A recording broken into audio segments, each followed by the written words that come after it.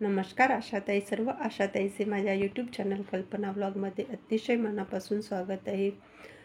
तर आजचा आपला तिसरा व्हिडिओ आहे आशा सर्टिफिकेशन प्रशिक्षण यावर. तर हे प्रशिक्षण तुमचे 10 दिवसाचे असते आणि या 10 दिवसामध्ये हे सर्व जे पुस्तक आहे ते कव्हर केल्या जाते आणि यामध्ये जेवढे प्रश्न आहे या पुस्तकामध्ये ते सगळे तुम्हाला ट्रेनिंगमध्ये सोडवून घेतल्या जातात तुमच्याकडून, कारण हेच प्रश्न तुम्हाला पेपरमध्ये येणार असतात. तर त्याच्यामुळे हे जे 10 दिवसाचं प्रशिक्षण आहे, तर या प्रशिक्षणामध्ये सर्व आत्तापर्यंतचं जे ट्रेनिंग झालं आपलं ते सगळं शिकवलं जाते. पण आता आमच्या वेळेस आमचं जेव्हा सर्वात आधी पहिलं ट्रेनिंग झालं, सुरुवातच होती ती त्या ट्रेनिंगची, सर्टिफिकेशन ट्रेनिंगची. आमच्या जिल्ह्यातून आमचंच पहिलं ट्रेनिंग लागलेलं होतं. तर त्यावेळेस आमचं ट्रेनिंग 10 दिवसाचं झालं आणि अक्षरशः त्या ज्या ट्रेनर होत्या, भोसे मॅडम, लकडे मॅडम, तबाने मॅडम, आम्हाला रात्री पण जेवण आमचं जेव्हा संध्याकाळचं जेवण व्हायचं तर त्या जेवण झाल्यानंतरसुद्धा आम्हाला त्या शिकवायच्या. म्हणजे इतक्या आत्मीयतेने तन्मयतेने त्या शिकवायच्या की असं वाटायचं की प्रत्येक प्रशिक्षणाला याच आम्हाला प्रशिक्षक असल्या पाहिजे. तर आता काय झालं आहे की आता हे ट्रेनिंग जे आहे सुरुवातीला तर 8 दिवसाचं झालं, मग त्याच्यानंतर 5 दिवसाचं झालं. तर आता हे ट्रेनिंग आता, कारण तेव्हापासून बऱ्याच जे आशा आहे ज्यांचं पहिले ट्रेनिंग झालं आहे, तर त्यांच्याकडून पुस्तकं घेऊन किंवा आपल्या मीटिंगमध्ये याची उजळणी करून बऱ्याच ज्या आशा आहे ज्यांचं व्हायचं आहे त्यांना म्हणजे प्रशिक्षण दिलं गेलेलं आहे. त्याच्यामुळे मग आता हे ट्रेनिंग जे आहे तर ते कमी कमी दिवसावर आलेलं आहे. आता तर 2च दिवसाचं आहे असं बोलल्या जाते. तर असं हे ट्रेनिंग आहे 10 दिवसाचं. खरं तर 10 दिवसाचंच आहे, कारण 10 दिवसाचं जर ट्रेनिंग घेतलं तर त्याच्यामध्ये भरपूर काही आशांना शिकायला मिळते आणि त्यांना भरपूर काही माहिती होते. तर आता आपण बघूया आजच्या या ट्रेनिंगचा तिसरा भाग. आणि यामध्ये म्हणजे जो पहिला आपण धडा घेतलेला आहे आशा बनणे, त्याच्यातलाच हा भाग आहे. तर बघूया आपण कार्यपत्रिका 1 आणि त्यामधील प्रश्न आहे, व्यक्तीचे मूलभूत अधिकार कोणते आहेत? योग्य पर्यायावर राईट अशी खूण करा. तर यामध्ये आपल्याला पर्याय दिलेले आहेत: समानता अधिकार, स्वातंत्र्य अधिकार, धर्मस्वातंत्र्याचा अधिकार आणि वरीलपैकी सर्व. तर याचे उत्तर आहे वरीलपैकी सर्व. कारण प्रश्न आहे व्यक्तीचे मूलभूत अधिकार कोणते आहेत. तर आपल्या व्यक्तीचे जे अधिकार आहे ते समानतेचा अधिकार असते, आपल्याला स्वातंत्र्याचा अधिकार असते, धर्मस्वातंत्र्याचा अधिकार असते, म्हणून याचं उत्तर आहे वरीलपैकी सर्व. त्याच्यानंतर आहे योग्य पर्यायावर बरोबर अशी खूण करा. आरोग्य अधिकार म्हणजे काय? तर याचं उत्तर आहे आवश्यक त्या सुविधा सामग्री असलेला दवाखाना, स्वस्थ सेवा सुविधा, आरोग्य सेवांना नकार न मिळणे. आणि त्याचं उत्तर आहे वरील सर्व पर्याय. तर याचं उत्तर आहे वरील सर्व पर्याय. म्हणजे काय म्हटलं आहे की आरोग्य अधिकार म्हणजे काय? तर याचं उत्तर आहे आवश्यक त्या सुविधा सामग्री असलेला दवाखाना, स्वस्थ सेवा सुविधा, आरोग्य सेवांना नकार न मिळणे. म्हणजे जिथे 24 तास दवाखाना सुरू असतो, म्हणजे 7ही दिवस 24 तास, 7/24 असं आपल्या PSCवर लिहिलेलं असते, असा दवाखाना. आणि स्वस्थ सेवा सुविधा म्हणजे जिथे कमी पैशामध्ये, म्हणजे कोणती पैसा न घेता मोफत सेवा मिळते. आवश्यक त्या सुविधा सामग्री असलेला दवाखाना, आवश्यक त्या सुविधा म्हणजे जिथे ऑपरेशनची गरज आहे तर तिथे ऑपरेशन केल्या जाते. जसं की सीझरचं आहे, आता सीझर आपल्या तालुक्यावर होत नाही पण जिल्ह्याच्या ठिकाणी सीझर होते. तर असे काही जे आरोग्याच्या सुविधा आहेत त्या सगळ्या सुविधा म्हणजेच हे आरोग्याचे अधिकार आहे. त्याच्यानंतरचा प्रश्न आहे, जेथे आपल्याला प्रथम डॉक्टर उपलब्ध होईल अशा सार्वजनिक आरोग्य प्रणालीतील सर्वात खालचा स्तर कोणता? तर सर्वात खालचा स्तर म्हणजे प्राथमिक आरोग्य केंद्र. तर प्राथमिक आरोग्य केंद्रामध्ये आपल्याला जे डॉक्टर आहे ते लगेच म्हणजे 24 तास उपलब्ध असतात. तर आता तर उपकेंद्रामध्ये पण उपलब्ध असतात, जे CHOची नियुक्ती झालेली आहे, BAMS आहेत ते. तर तिथे पण आता आपल्याला उपकेंद्रावर पण डॉक्टर उपलब्ध होतात. त्याच्यानंतरचा प्रश्न आहे आपला, खाली दिलेल्या अ गटातील स्वास्थ्य केंद्र व ब गटातील लोकसंख्या सेवा देणारा उपलब्ध सेवा यांच्या योग्य जोड्या जुळवा. तर पहिला आहे स्तंभ 1 मध्ये आरोग्य उपकेंद्र, जिल्हा रुग्णालय, प्राथमिक आरोग्य केंद्र. आणि बी मध्ये आहे मोठ्या शस्त्रक्रियांची सुविधा असणे, ज्या ठिकाणी चिकित्सा अधिकारी आहे, तुमची दर महिन्यात समीक्षा बैठक होते. आणि तिसरा आहे आरोग्य सेविका. तर आरोग्य उपकेंद्र आहे, तिथं आरोग्य सेविका असते. याचं पहिल्या एचं उत्तर आहे 3 आरोग्य सेविका. बीचं उत्तर आहे जिल्हा रुग्णालय, म्हणजे मोठ्या शस्त्रक्रियाची सुविधा. जसं की आपण आता म्हटलं की जिथे सीझर होते तर सीझर होते जिल्ह्याच्या ठिकाणी, म्हणून त्याचं उत्तर आहे 1. प्राथमिक आरोग्य केंद्र. प्राथमिक आरोग्य केंद्र म्हणजे आपली PSC, जिथे आपली मीटिंग होते. म्हटलं आहे की दर महिन्याला तुमची समीक्षा बैठक होते ते ठिकाण, ज्या ठिकाणी चिकित्सा अधिकारी आणि तुमची दर महिन्याला बैठक होती. तर हे आहे आपल्या जोड्या आणि हे आहे याचे उत्तर. तर आत्तापर्यंत तुम्ही बघितलं असेल की आत्तापर्यंत आपले जे पेपर झालेले आहे जानेवारी महिन्यापर्यंत, तर त्यामध्ये हे अशा प्रकारचे जोड्या लावा, प्रश्न उत्तर, रिकाम्या जागा, चूक बरोबर आणि केस स्टडी हे प्रश्नावर आपल्याला याच्यावर आपल्याला आत्तापर्यंत पेपर झालेले आहे. तर आपले आत्तापर्यंत जे पेपर झालेले आहे तेच प्रशिक्षण आहे सर्टिफिकेशनचं, आणि त्याच्यावरच आत्तापर्यंत आपले पेपर झालेले आहे मागच्या महिन्यापर्यंत. तर तेच तुम्ही पाहिलं असेल की त्यामध्ये अशा प्रकारचे प्रश्न विचारलेले आहेत. त्याच्यानंतरचा आहे 5वा प्रश्न. प्राथमिक आरोग्य केंद्राकडून आजारी मुलांना तातडीची सेवा मिळावी अशी अपेक्षा असते, बरोबर की चूक? तर बरोबर. तर हे जे केस स्टडी आहे, चूक बरोबर आहे, हे सगळं आपल्याला आत्तापर्यंत तुम्ही पाहिलं असेल मागच्या महिन्यापर्यंत हे पेपरमध्ये झालेले आहे सर्व. सामाजिक व सांस्कृतिक धारणांमुळे स्त्रियांमधील संसर्ग आणि आजारपण वाढते. तर हे सुद्धा बरोबर आहे. सामाजिक व सांस्कृतिक धारणामुळे स्त्रियांमधील संसर्ग आणि आजारपण वाढते. कारण की काही जे आहे समजा संस्कृती आहे किंवा समाजाच्या काही चालीरीती आहे, त्यामुळे स्त्रियांमधील संसर्ग आणि आजार वाढते. म्हणजे जसं की स्त्रियांनी आपल्या आजारपणाबद्दल बोलू नये, कोणाजवळ सांगू नये.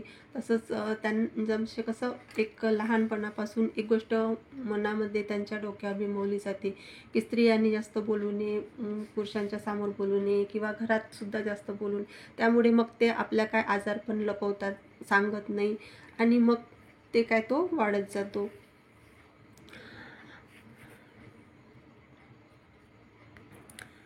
त्यानंतर आहे स्त्रियांचे आरोग्य आणि स्थिती सुधारण्यासाठी आशा काय करू शकते? सर्वात योग्य पर्याय निवडा. पर्याय दिलेले आहे. स्त्रियांचे विचार आणि सहभाग वाढविणे, निर्णय घेण्याच्या प्रक्रियेत सहभागी होण्यासाठी स्त्रियांना उत्तेजन देणे, मुलींना शिक्षण पूर्ण करण्यासाठी प्रोत्साहन देणे, आणि डी आहे वरील सर्व पर्याय. तर प्रश्न काय विचारला आहे? स्त्रियांचे आरोग्य आणि स्थिती सुधारण्यासाठी आशा काय करू शकते? तर स्त्रियांचे विचार आणि सहभाग वाढविणे, आणि म्हणजे आपण जो काही कार्यक्रम घेतो, म्हणजे कुठलाही कार्यक्रम असेल, गावातला असेल किंवा आपल्या अंगणवाडीतला असेल, तर त्या कार्यक्रमामध्ये स्त्रियांचा सहभाग वाढविणे, त्यांचे विचार समजून घेणे. आपण त्यांना जेव्हा कोणती सभा वगैरे घेतो तर त्यांचेसुद्धा विचार आपण जाणून घ्यायचे की त्यांचं काय मत आहे, या म्हणजे कुठलीही जी गोष्ट एखादी आपण त्यांना विचारायची की याबद्दल तुमचं काय मत आहे. त्याच्यानंतर आहे निर्णय घेण्याच्या प्रक्रियेत सहभागी होण्यासाठी स्त्रियांना उत्तेजन देणे. म्हणजे स्त्रियांवर जर कोणती पण कामगिरी सोपवली तर त्या चांगल्या प्रकारे सांभाळू शकतात आणि चांगला निर्णय पण घेऊ शकतात. की जसं की एखादा आता कुठला कार्यक्रम पार पाडायचा आहे आणि त्यांना मग त्यामध्ये सहभागी करून घ्यायचं, आणि त्यांना त्या प्रक्रियेमध्ये सहभागी केलं की ते बरोबर निर्णय देतात. की काही स्त्रिया खूप हुशार असतात, शिकलेल्या असतात, पण त्यांना म्हणजे कुठलाच वाव मिळत नाही. त्याच्यामुळे त्यांच्यामध्ये जे काही हुशारी असते ते तिथंच त्यांच्यामध्ये ती दडून राहते आणि बाहेर पडण्यास त्यांना म्हणजे वाव पण मिळत नाही. तर अशावेळी जर त्यांना उत्तेजना दिली तर त्या चांगला निर्णय घेऊ शकतात, चांगले काम करू शकतात. आता उदाहरणार्थ आता आपल्या गावामध्ये बचत गट आहे, तर आपण महिलांना बचतीची सवय लावली आणि त्या खूप चांगल्या प्रकारे ते काम करत आहेत. त्यानंतर आहे मुलींना शिक्षण पूर्ण करण्यासाठी प्रोत्साहन देणे. तर ज्या मुली आहे, तर आपण गावातला जसे आता तर इतकी परिस्थिती नाही आहे की मुली शिकत नाही बा, आधी होती. पण असे एखादे 1-2 कुटुंब तरी असतेच की जे गरिबीमुळे किंवा कुठल्या कारणामुळे मुलींना शिकवत नाही. तर अशा वेळेस त्या कुटुंबाला भेट देऊन त्या मुलींचं शिक्षण पूर्ण करण्यासाठी त्यांना सांगायचं आहे की शिक्षण आजकालच्या जमान्यामध्ये शिक्षण किती महत्त्वाचं आहे. तर हे जे आहे आरोग्य आणि स्थिती सुधारण्यासाठी, तर या प्रश्नाचं उत्तर आहे वरीलपैकी सर्व पर्याय बरोबर आहेत. त्याच्यानंतर आहे कार्यपत्रिका 1.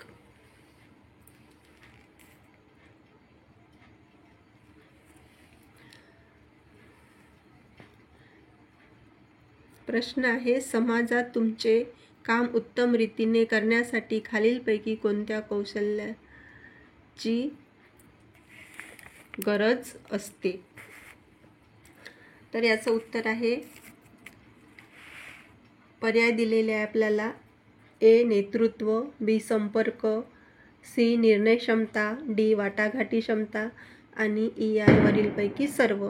तर पहा, समाजात तुमचे काम उत्तम रीतीने करण्यासाठी खालीलपैकी कोणत्या कौशल्याची गरज आहे? तर याचं उत्तर आहे वरीलपैकी सर्व. नेतृत्व, संपर्क, निर्णय क्षमता, वाटाघाटी क्षमता. म्हणजे आपल्याकडे हे सगळे गुण असले पाहिजे. नेतृत्व, संपर्क, निर्णय क्षमता आणि वाटाघाटी. कारण गावामध्ये काम करताना आपल्याला कोणता व्यक्ती कसा मिळेल आणि कोणत्या परिस्थितीला आपल्याला सामोरं जावं लागेल हे काही सांगून येत नाही. कारण आपण किती चांगली सेवा दिली तरी गावात एकतरी असा व्यक्ती, एकतरी घर असे, एकतरी बाई किंवा पुरुष आपल्याला असं मिळतेच की त्यांना कोणत्या तरी गोष्टीमध्ये काही ना काही कारण पाहिजे असते, वाद करायला किंवा किरकिर करायला किंवा कोणत्याही गोष्टी. म्हणजे आणि असे एका गावात लोक असतात की कोणी कितीही चांगलं काम केलं तर त्याला नावं ठेवणारच. आणि त्याच्यामुळे ह्या ज्या सर्व गोष्टी आहे हे आपल्याला आल्या पाहिजे. नेतृत्व म्हणजे आपण नेतृत्व आपलं चांगलं असलं पाहिजे. त्याच्यानंतर आहे संपर्क. संपर्क जो आहे आपला प्रत्येक कुटुंबाशी आपला संपर्क येतो. त्याच्यामुळे जे आपलं संपर्क आहे कुटुंबामध्ये, कुटुंबासोबत गावातल्या लोकांसोबत संपर्क जितका वाढेल आपला तेवढं आपलं काम चांगलं होईल. त्याच्यानंतर निर्णय क्षमता. निर्णय क्षमता पण आपल्याला चांगली असली पाहिजे. हे जे कौशल्य आहे निर्णय क्षमतेचं, हे सुद्धा आपल्याला अवगत असलं पाहिजे. कारण एखादी अशी घटना घटू शकते की आपल्याला तिथे म्हणजे कोणी नाही, आपल्याला लगेच निर्णय घ्यायचा आहे. अशा वेळी आपल्याला निर्णय घेता आला पाहिजे. समजा उदाहरणार्थ एखादी आता गरोदर माता आहे आणि आपल्याला 108ची गाडी नाही मिळाली, तर अशा वेळी आपल्याला त्या मातेला लगेच प्रायव्हेट गाडीने न्यायचं आहे. तर अशा वेळी आपण लगेच आपल्या समितीची मदत घेऊन त्या गरोदर मातेला दवाखान्यात न्यायचं आहे. किंवा अजूनही काही अशी कोणती घटना आली समजा, तर आपल्याला निर्णय लगेच घेता आला पाहिजे. वाटाघाटीची क्षमता. तर यामध्ये वाटाघाटी म्हणजे कधीकधी असं पण होते की आपल्याला दोन्ही पक्षाकडून बोलावं लागते किंवा समन्वय साधावं लागते. तर हे सुद्धा आपल्याला जमलं पाहिजे. त्याच्यानंतर आहे खालीलपैकी कोणते विधान सत्य आहे? असा नेता जो सर्व निर्णय स्वतःच घेतो. असा नेता जो निर्णय घेताना सर्वांना सामावून घेतो. असा नेता जो फक्त सांगितलेलेच काम करतो. तर याचे उत्तर काय राहील की असा नेता जो सर्व निर्णय स्वतःच घेतो. असा नेता कोणाला आवडणार का? नाही. असा नेता जो निर्णय घेताना सर्वांना सामावून घेतो, असा नेता सर्वांना आवडेल, कारण की तो सर्वांचं मत घेत आहे. आणि असा नेता जो फक्त सांगितलेलेच काम करतो, हा सुद्धा कोणाला आवडणार नाही. त्याच्यामुळे बी हे उत्तर याचं बरोबर आहे. प्रश्न 3. खाली दिलेल्या पर्यायापैकी कोणत्या पर्यायाने तुम्ही समाजाला मिळून मिसळून काम करण्यास उत्तेजन घ्याल?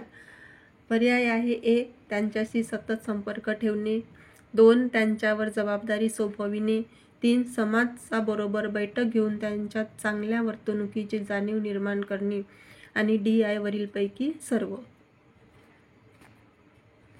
तर त्याचं उत्तर आहे वरीलपैकी सर्व पर्याय. तर पर्याय बघा काय दिलेले, त्यांच्याशी सतत संपर्क ठेवणे. म्हणजे आपला जेवढा गावातील समाजातील लोकांशी जेवढा संपर्क जास्त येईल तेवढं आपलं काम चांगलं होईल. त्यांच्यावर जबाबदारी सोपविणे म्हणजे जर आपण काम करताना प्रत्येक व्यक्तीवर थोडी थोडी जबाबदारी दिली त्या कामाची तर ते काम निश्चित तर चांगलं होईल.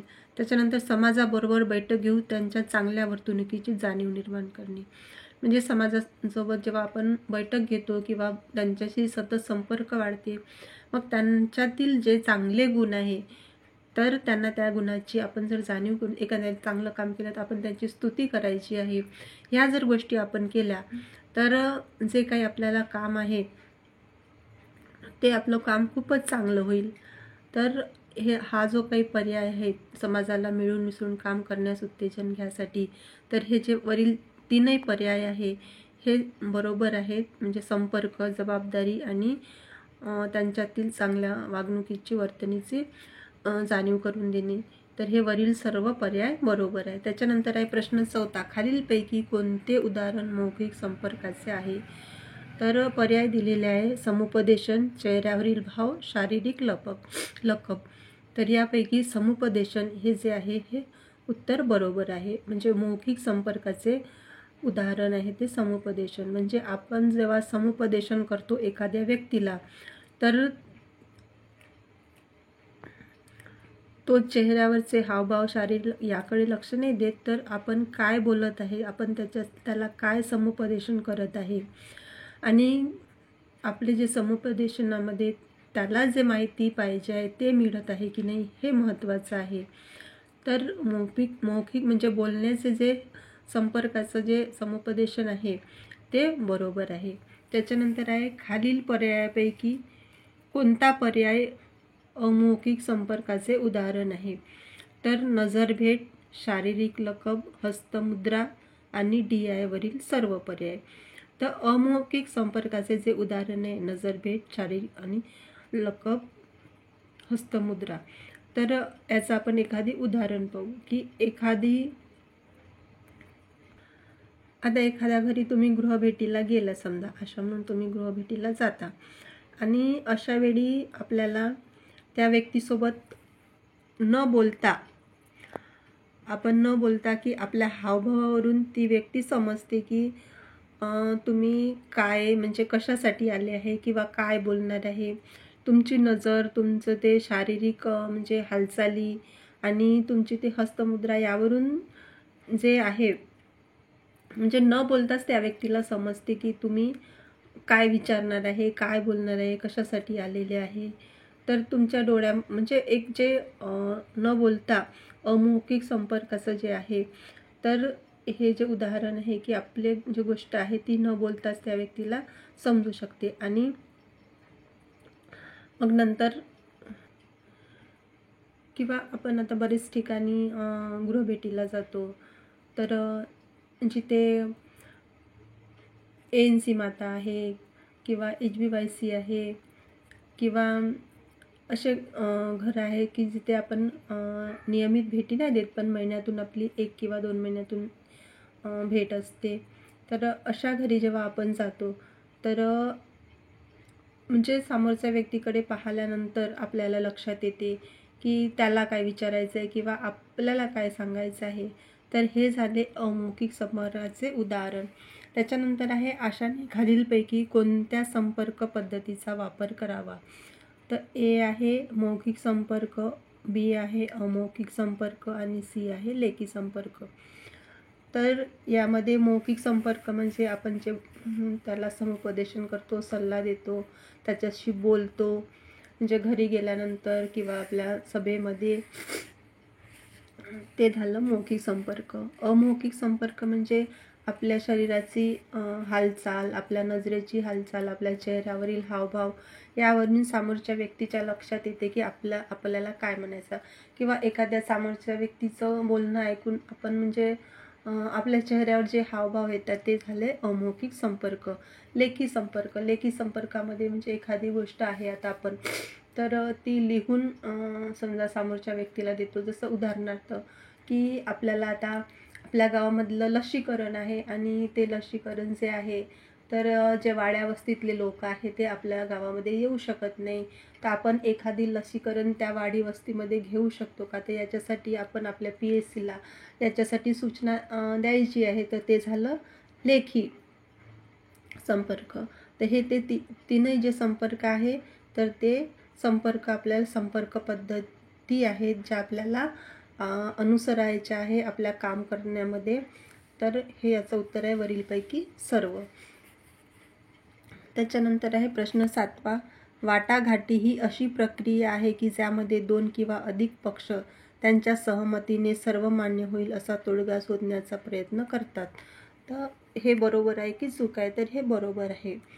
कारण वाटाघाटी जेव्हा करतो आपण की काहीतरी करायचं आहे बा एखाद्या गोष्टीवर, समजा एखाद्या आता आपल्या गावामध्ये उदाहरणार्थ की आपल्याला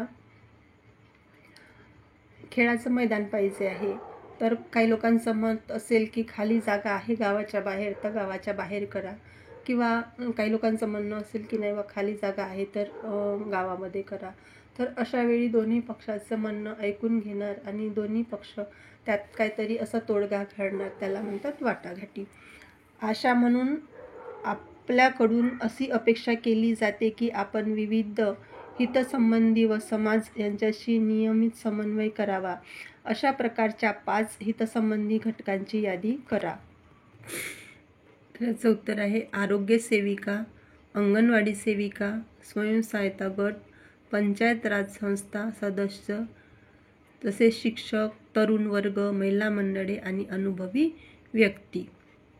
तर हे जे घटक आहे यांच्यासोबत आपल्याला नियमित काम पडते आणि यांच्यासोबत आपले हितसंबंध आहे ते अगदी चांगले असले पाहिजे. जसे आरोग्य सेविका, अंगणवाडी सेविका, स्वयंसहायता गट, पंचायत राज्य संस्था, शिक्षक, तरुण वर्ग, महिला मंडळे आणि अनुभवी व्यक्ती.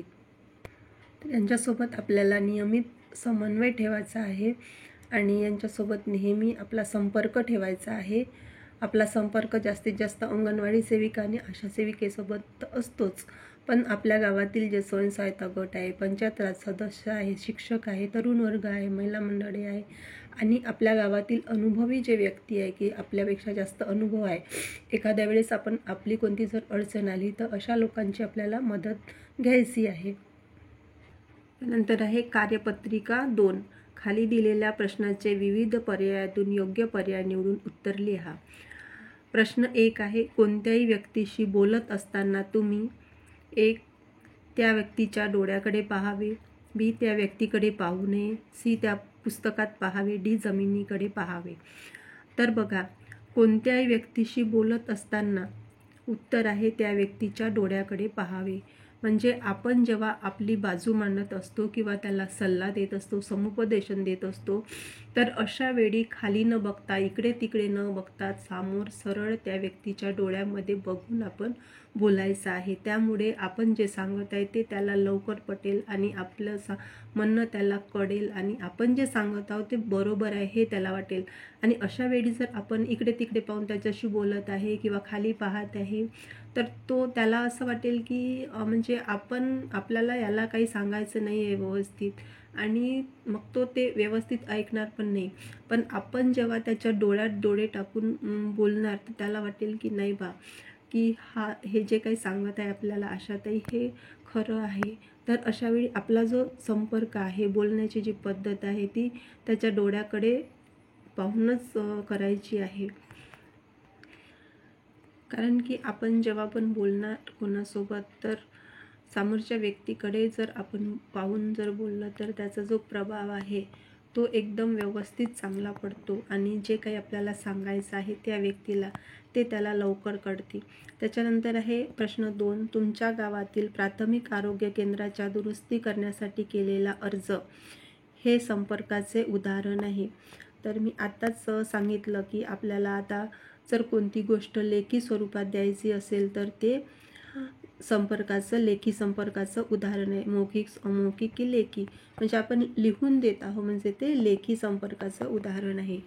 चेहऱ्यावरील हावभाव हे मौखिक संपर्काचे साधन आहे.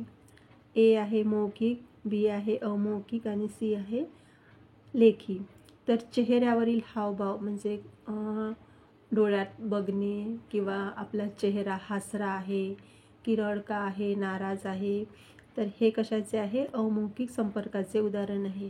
की आपण एखाद्या घरी गेलं आणि त्या घरातली व्यक्ती जर आपल्याला त्याची काही समस्या सांगत आहे आणि अशा वेळी जर आपल्या चेहऱ्यावर हसू आलं किंवा आपण हसत आहेत की तो व्यक्ती, ती महिला काय सांगत आहे, तर हे झालं आपल्या अमौखिक संपर्काचं साधन. म्हणजे आपल्या चेहऱ्यावरचे हावभाव कसे आहे, समोरच्या व्यक्ती त्याची समस्या सांगत असेल ना आपण जर हसत असेल, आपल्या चेहऱ्यावर हसू येत असेल, तर हे खूप चुकीचं आहे आणि असं एखाद्या वेळेस होऊ पण शकते. तर हे झालं अमौखिक संपर्काचं साधन. त्यानंतर आहे प्रश्न क्रमांक 4. गावच्या सभेत चर्चा होणाऱ्या बाबींची कल्पना दिली पाहिजे. तर हे आहे सभेच्या सुरुवातीला किंवा सभेपूर्वी, सभा संपल्यानंतर, सभेच्या मध्यंतरामध्ये. तर हे आहे आपली जी सभा आपण घेतो, तर त्या सभेची जी सूचना आहे तर ते कधी द्यायची, तर याचं उत्तर आहे सभेच्या सुरुवातीला किंवा सभेपूर्वी. तर आपण ज्या काही कोणत्या सभा घेत असतो, तर त्या सभेच्या वेळी उदाहरणार्थ आपण एजन्सीची सभा घेत असतो, तर आपल्या सभेमध्ये या महिन्यात कोणते विषय आहे हे आपण जेव्हा नोटीस फिरवतो आपल्या सदस्यांच्या घरी, त्यांच्या सह्या घेतो त्या नोटीसवर, तेव्हा त्यांना त्याची माहिती देत असतो. त्यानंतर आहे आपला प्रश्न 5. गावातील बैठकीत बसण्याची व्यवस्था अशी असावी की लोक आपापल्या इच्छेनुसार कोणत्याही ठिकाणी बसतील. लोक वर्तुळाकार बसतील, काही लोक खुर्चीवर बसतील व इतर लोक खाली बसतील. तर ए आहे लोक आपापल्या इच्छेनुसार कोणत्याही ठिकाणी बसतील, लोक वर्तुळाकार बसतील, काही लोक खुर्चीवर बसतील. तर याचं उत्तर आहे की आपण कोणती पण सभा घेतो तर आपले जे लोक आहेत ते वर्तुळाकार बसले पाहिजे. आपली माता सभा पण आपण वर्तुळाकार बसून घेतो, आपली किशोरी सभा पण आपण गोल बसून घेत असतो, आपली BHNC सभा पण आपण गोल बसून घेत असतो. तर हे जी आहे व्यवस्था, तर हे जे बरोबर आहे ती वर्तुळाकार बसून घेण्याची. कारण लोक आपल्या इच्छेनुसार कोणत्याही ठिकाणी बसले हे व्यवस्थित दिसणार नाही. त्यानंतर काही लोक खुर्चीवर बसले आणि काही लोक खाली बसले आहे, पण हे सुद्धा व्यवस्थित नाही आहे. म्हणून लोक वर्तुळाकार बसले की एकमेकाकडे त्यांचं लक्ष असते. म्हणजे समोरचा जरी व्यक्ती बोलला तर म्हणजे तीनही बाजूनी त्या समोरच्या व्यक्तीला ते व्यक्ती पाहू शकतात आणि हा जो व्यक्ती बोलणारा व्यक्ती आहे याचं पण लक्ष सर्वांकडे असते. त्याच्यामुळे वर्तुळाकार बसल्यानंतर प्रत्येकाला आपापलं मत मांडताना व्यवस्थित मांडता येते. म्हणजे समोर आमनेसामने असल्यामुळे त्यांचे जे ऐकण्याचे किंवा सांगण्याची जी पद्धत आहे ते सर्वांना एक समान म्हणजे व्यवस्थित ऐकायला पण येते आणि चेहऱ्यावरचे हावभाव आणि त्याला जे काही सांगायचं आहे ते सर्वांना दिसते पण आणि समजते पण. त्याच्यामुळे वर्तुळाकार बसणे हे पद्धत जी आहे ते बैठकीची बरोबर आहे. प्रश्न आहे 6. अंगणवाडी सेविकांकडून दिल्या जाणाऱ्या सेवांची चर्चा करण्यासाठी बोलाविलेल्या ग्रामसभेत समुदायाबरोबर कोणत्या स्तरावरील ग्रामसेवकांना आमंत्रित करावे. तर याचं उत्तर आहे अंगणवाडी कार्यकर्ती. तर अंगणवाडी सेविकाकडून दिल्या जाणाऱ्या सेवांची चर्चा म्हणजे अंगणवाडीशी संबंधित असल्यामुळे तिथे त्या बैठकीमध्ये, ग्रामसभेमध्ये अंगणवाडी कार्यकर्तीलाच आमंत्रित करायला पाहिजे. त्यानंतर आहे प्रश्न क्रमांक 7. आशा ही आरोग्य सेवा केंद्र व समाज याच्यातील दुवा आहे. चूक आहे की बरोबर आहे? तर ही गोष्ट बरोबर आहे, कारण आरोग्य आणि समाज यामधील जो दुवा आहे ती आशा आहे. ग्राम आरोग्य व पोषण दिन चांगल्या रीतीने साजरा करण्यासाठी आपल्याला ग्रामीण कार्यकर्ते व समाजात समन्वय साधावा लागतो. ते कोण असतात? तर याचं उत्तर आहे आरोग्य सेविका, अंगणवाडी सेविका, स्वयंसहायता गट, पंचायत राज संस्था सदस्य, इतर जसे शिक्षक, तरुण वर्ग, महिला मंडळे आणि अनुभवी व्यक्ती. तर ग्राम आरोग्य व पोषण दिन म्हणजे आपला जो VHND दिवस आहे तो साजरा करण्यासाठी ग्रामीण कार्यकर्ते व समाजात व साधावा लागतो ते कोण असतात. म्हणजे प्रश्न पहा कसा विचारला आहे. तर असे हे प्रश्न जे आहे पेपरच्या वेळी असे प्रश्न कन्फ्यूज करतात आपल्याला आणि मग आपल्याला उत्तर माहिती असते बरोबर, पण आपण मग लिहू शकत नाही. बघा प्रश्न कसा विचारलेला आहे. समन्वय साधावा लागतो ते कोण असतात. समाजात समन्वय साधावा लागतो ते कोण असतात. म्हणजे जेव्हा आपलं VHNDचा जो कार्यक्रम असतो त्याच्या संदर्भात आपल्याला आरोग्य सेविकाशी संपर्क साधावा लागतो. कारण आपल्याला यादी काढणे, लाभार्थी विचारणे आणि सांगणे कोण राहिलेले आहे, कोणती लस आपल्याला पाहिजे आहे, हे आपण आरोग्य सेविकेला सांगत असतो. त्याच्यानंतर अंगणवाडी सेविका आहे, त्यांना आपण माहिती देतो की या दिवशी आपलं VHND आहे, लसीकरण सत्र आहे आणि लवकर यायचं आहे तुम्हाला. त्याच्यानंतर स्वयंसहायता गट, आपले जे बचत गट आहे त्याच्यातील ज्या महिला आहे त्यांना आपण सांगतो. पंचायत सदस्य म्हणजे आपले जे ग्रामपंचायत सदस्य आहे त्यांना आपण सांगतो. त्यानंतर आहे शिक्षक आहे, महिला मंडळ आहेत आणि जे अनुभवी लोक आहेत त्यांचीसुद्धा आपण मदत घेत असतो. तर या सर्वांसोबत आपण या कार्यक्रमासाठी समन्वय साधत असतो. त्याच्यानंतर आहे कार्यपत्रिका 3. तर यामध्ये आहे केस स्टडी. तर आता आपण फक्त एक केस स्टडी आज बघूया यामध्ये, कारण केस स्टडी खूप मोठे आहे आणि त्यावर प्रश्न पण खूप मोठे आहे. तर सध्या गावात अंगणवाडी नाही म्हणून आपण अशा अंगणवाडी संदर्भात चर्चा करण्यासाठी 25 मेला एक सभा बोलावली होती. या सभेसाठी आपण सरपंच, लहान मुले असलेल्या स्त्रिया, गर्भवती स्त्रिया, मुली व इतर लोकांना बोलाविले होते. चर्चा केल्यानंतर सर्वांचे एकमत झाले की गावातील मुलांची कुपोषण अवस्था सुधारणे आवश्यक आहे आणि त्यासाठी एक अंगणवाडी केंद्र सुरू करणे आवश्यक आहे. सभेमध्ये असा निर्णय घेतला गेला की 8वी इयत्तेत असलेला अश्रफ गावातील 6 वर्षापेक्षा लहान असलेली मुले, गरोदर महिला व किशोर मुलगे आणि मुली यांची यादी तयार करेल. आपण अशा सर्वेक्षण करण्यासाठी त्याला मदत कराल. त्यानंतर सरपंच हा प्रस्ताव ग्रामसभेत मान्य करून घेतील आणि सर्वेक्षण सूची एकात्मिक बालविकास गट कार्यालयात पाठवतील. महिलांच्या गटाने या कामात सरपंचांना मदत करण्याचे आश्वासन दिले. यामध्ये असे ठरले की 25 जूनपर्यंत सर्वेक्षण पूर्ण करायचे आहे आणि 15 जुलैपर्यंत तो प्रस्ताव सरपंच गट कार्यालय पोचवतील. तर अशी ही केस स्टडी आहे जिथे त्यांना असं वाटते की त्या गावामध्ये कुपोषण आहे आणि ते कुपोषण दूर करण्यासाठी त्यांना एका अंगणवाडीची गरज आहे आणि त्या अंगणवाडीसाठी त्या अंगणवाडीसाठी किती मुले आहे तर त्याची त्यांना यादी करायची आहे. त्या यादीसाठी एक 8वीमध्ये शिकणारा मुलगा त्यांना लहान मुलाची, गरोदर महिलाची, किशोर मुलांची यादी करून देणार आहे आणि एक आशा म्हणून आपण त्यांना सर्वेक्षण करून देणार आहोत आणि त्या कामामध्ये त्या गावातील महिलासुद्धा त्यासाठी मदत करणार आहे. अशी एक केस स्टडी आहे आणि त्यांना तो जो सर्वे आहे तो सर्वे त्यांना 25 जुलैपर्यंत त्या कार्यालयामध्ये पोचवायचा आहे, महिला बालकल्याणच्या ऑफिसमध्ये. तर यासाठी आपण आता प्रश्न काय आहे बघूया. बैठकीसाठी काय मुद्दा होता असेल तर तो कोणता होता. तर बैठकीसाठी काय होता मुद्दा की त्यांना गावामध्ये कुपोषण दूर करण्यासाठी अंगणवाडी सुरू करायची आहे. प्रश्न आहे 2. अश्रफने कोणती जबाबदारी घेतली होती, त्याला मदत करण्यास कोण स्वेच्छेने तयार झाले. तर पहा, अश्रफने 6 वर्षापेक्षा लहान असलेली मुले, गरोदर महिला आणि किशोर मुलगे आणि मुलींची यादी करण्याची जबाबदारी घेतली आणि त्याच्या कामात सहकार्य करण्याविषयी म्हणजे तुम्ही आशांनी सहमती दिली. तर बघा, अश्रफने जे जबाबदारी घेतली आहे, लहान मुले, मुली, गरोदर महिला, किशोर मुलगे आणि मुली यांची यादी करणे आणि त्याच्या कामामध्ये त्याला सहकार्य करण्यासाठी तुम्ही आशांनी त्याला सहमती दिलेली आहे. प्रश्न आहे 3. सरपंचांनी कोणती जबाबदारी घेतली, त्याला मदत करायला कोण स्वेच्छेने तयार झाले. तर ग्रामसेवकाकडून प्रस्ताव मंजूर करून घेणे ही जबाबदारी सरपंचांनी घेतली आणि त्याला मदत करण्यास कोण स्वेच्छेने तयार झाले.